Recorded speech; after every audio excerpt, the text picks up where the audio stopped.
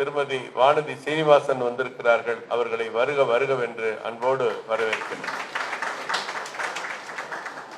அவர்கிட்ட பேசினா ஒரு தெளிவு கிடைக்கும் எல்லாருக்குமே. அந்த மாதிரி இந்த கூட்டத்தில் அவங்க பேச வந்திருக்காங்க. நாங்க கட்சியில சேர்ந்தப்போ அவங்க வீட்டுக்கு போனோம். எங்களை வாழ்த்தி அனுப்பிச்சாங்க. நாகராஜன் நல்லா வேலை பாருங்க, இந்த கட்சியில எல்லாம் நல்லா நடக்கும், உழைத்தால் உங்களுக்கு உரிய மரியாதை கிடைக்கும் என்று சொன்னாங்க. நாங்க ஒரு 6-7 பேர் சேர்ந்து போய் முதல் அவங்கள்ட்ட தான் போய் நாங்க ஆசீர் வாங்கினோம்.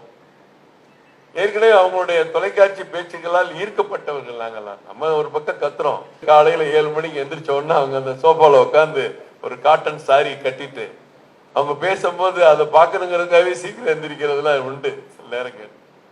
அப்படி நமக்கு ஒரு வழிகாட்டக்கூடிய தலைவியா இருந்து இன்றைக்கு அகில இந்திய தலைவியா மாறி இருக்காங்க.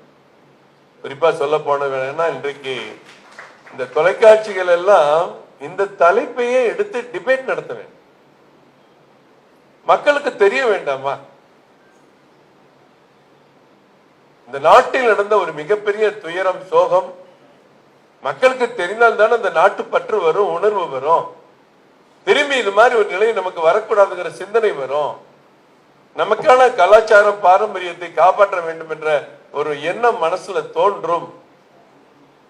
ஆனா அதை செய்ய மாட்டாங்க. கல்கத்தாவிற்கு நாளை மறுநாள் நமது தலைவி செல்கிறார்கள். இங்க இருக்கிற மகளிர் அணிலாம் வந்திருக்கீங்க, இன்னைக்கு ஞாபகம் வச்சுக்கோங்க. 16ஆம் தேதி கல்கத்தாவிலே ஒரு கயவர் கூட்டம் ஒரு மருத்துவத்திற்கு படித்த சகோதரியை அந்த வளாகத்துக்குள்ளே கற்பழித்து கொலை செய்த ஒரு கொடுமை இன்றைக்கு நடந்திருக்கிறது மேற்கு வங்காளத்தினுடைய ஆட்சி. அதை கூட இங்க தமிழ்நாட்டு நம்ம ஊடக நண்பர்கள்லாம், இது ஒரு பிஜேபி கவர்மெண்ட்ல நடந்திருந்தா இங்க பெரிய பல போராட்டங்கள் நிறைவேறிச்சு. அது இண்டி கூட்டணி ஆட்சிங்கிறதுனால யாரும் அதை சிந்திச்சு கூட பாக்குறது இல்லை, திரும்பி பாக்குறது இல்லை. அந்த கல்கத்தாவிற்கு நாளை மறுநாள் நமது மரியாதைக்குரிய வானதி சீனிவாசன் அவர்கள் அந்த ஆர்ப்பாட்டத்திற்கு, அங்கே மெழுகுதிரி ஏந்தி நடத்துகிற ஆர்ப்பாட்டத்துக்கு அவர் செல்கிறார். அதே 16ஆம் தேதி இங்க இருக்கிற மகளிர் அணியினர் ஒரு 1000 பேர் திரண்டு வல்லூர் கூட்டமா காவல்துறையில் அனுமதி பெற்று அந்த ஏற்பாடு செய்கிறோம். அந்த நிகழ்ச்சியை நீங்க எல்லாம் பங்கு பெற வேண்டும். ஒரு சுதந்திரம் எப்படி காப்பாற்றப்பட வேண்டும், நாம் பெற்ற சுதந்திரத்தை பேணி காப்போம். இன்றைக்கு நம்ம நிறைய உயர்ந்திருக்கோம். அதுவும் கடந்த 10 ஆண்டுகள்ல நினைத்து பார்க்க முடியாத அளவு, கற்பனை கெட்டாத வகையில நம்ம உயர்ந்திருக்கிறோம்.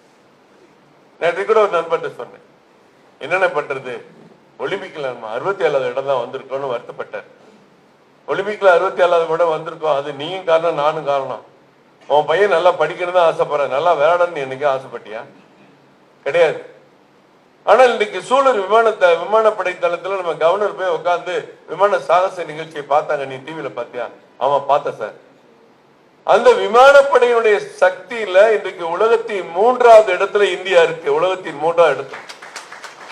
அது யோசிச்சுப்பார். ராணுவ பலத்துல உலகின் 5வது இடத்துல இருக்கும்.